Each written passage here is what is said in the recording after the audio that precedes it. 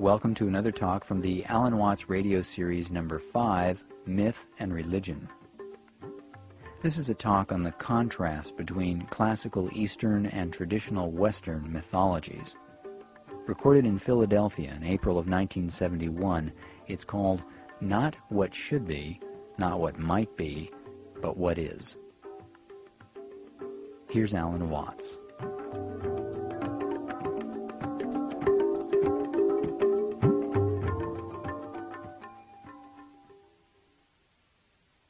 I wonder what you mean when you use the word I. I've been very interested in this problem for a long, long time, and I've come to the conclusion that what most civilized people mean by that word is a hallucination. That is to say, a false sense of personal identity that is at complete variance with the facts of nature. And as a result of having a false sense of identity, we act in a way that is inappropriate to our natural environment. And when that inappropriate way of action is magnified by a very powerful technology, we swiftly begin to see the results of a profound discord between man and nature. As is well known, we are now in the process of destroying our environment as a result of an attempt to conquer it and master it.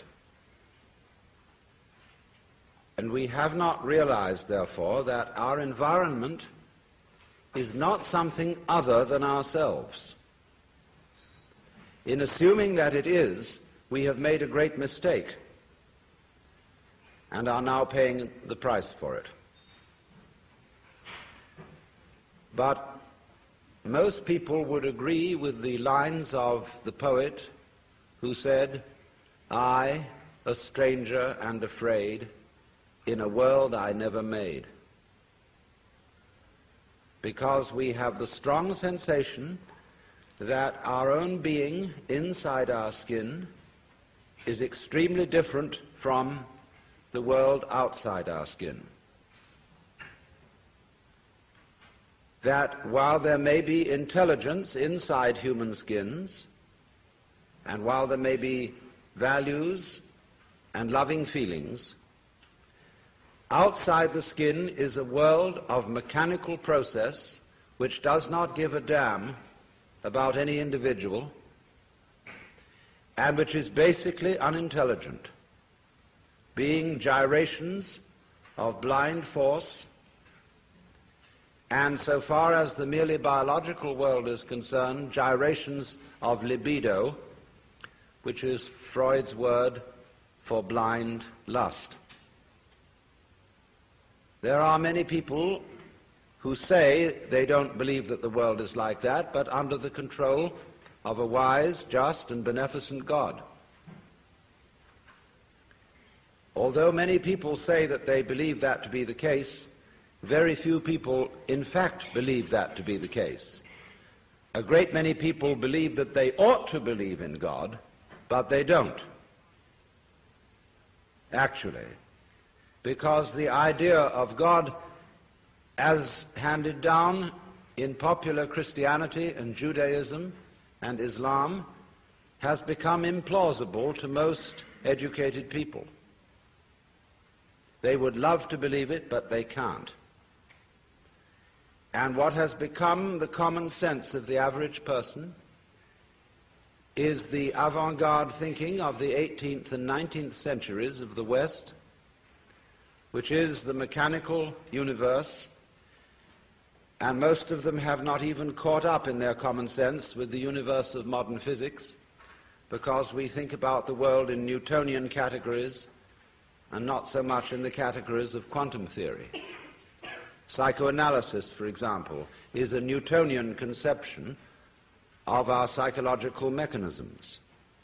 Notice that we speak of unconscious mental mechanisms and think of the libido in the same way as Ernst Haeckel thought of the energy of the universe as blind, unconscious. Psychoanalysis is really psychohydraulics because of its analogy between psychic energy and the flow of water.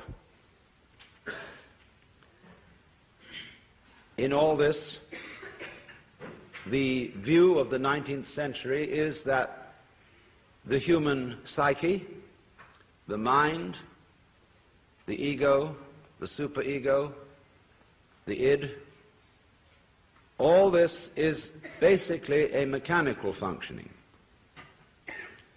You see, the 19th century strove to take an objective attitude to nature, to be the very opposite of what we presume to call primitive animism, the point of view which sees everything as alive, of people who hold converse with animals and plants and rivers and mountains and stars. That, said the 19th century, is the pathetic fallacy, the projection of intelligent human characteristics upon unintelligent entities in nature. We withdrew that projection in the 19th century and said, let's look at everything objectively, as it is. And then we turned that attitude onto ourselves and studied human physiology and human psychology as object. And when we discovered ourselves to be objects, we decided that that was that, and the time had come for suicide. Simply because all objects, as the name implies, are, of course, objectionable. I found that phrase, which I thought I'd invented myself, in the writings of Weston Labarre, who is a great anthropologist, but definitely of the psychoanalytic school, who share this 19th century philosophy of so-called scientific naturalism. And he uses the phrase, the objectionable objective world. And so you see, when everything is deprived of subjectivity and regarded as simply a mechanism, as it were, with nobody home, then the world is seen as futile. And we are indeed preparing to destroy the planet with nuclear energy and other processes. Now, I submit that this 19th century view of the world is pure mythology, and not very good mythology at that. But that it is fundamentally based on a hallucination that we have about our own existence.